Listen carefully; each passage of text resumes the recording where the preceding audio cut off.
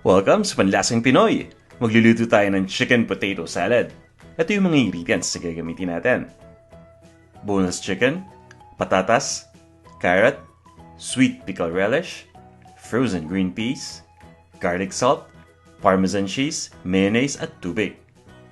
Umpisa na natin. Magpapakulo lang tayo ng tubig at ilalagay na natin dito yung boneless chicken breast.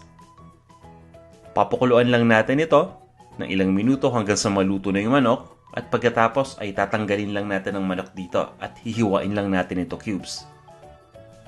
Lulutuin din natin dito yung carrot. Magpapakulo tayo ng tubig dito at kailangan nating lutuin yung carrot ng ilang minuto. Kapag kumulo na ay i-discard lang natin yung tubig. Gagawin din natin yung same step para sa patatas.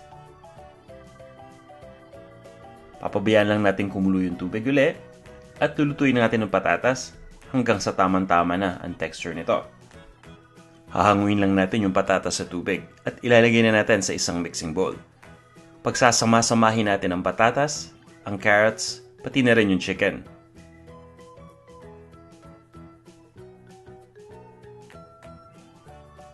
At maglalagay lang tayo dito ng garlic salt.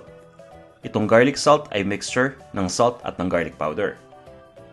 Maglalagay na din ako dito ng sweet relish o ng sweet pickle relish. Pati na rin ng mayonnaise.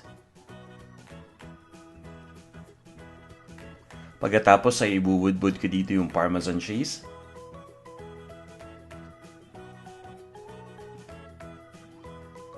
At dahan-dahan lang nating ifo-fold itong mga ingredients.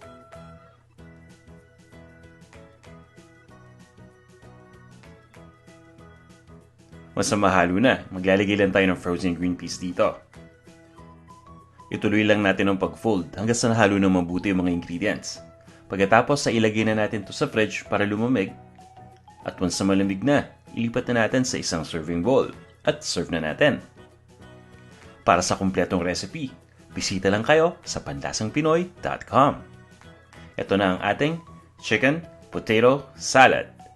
Maraming salamat sa panunood nitong video.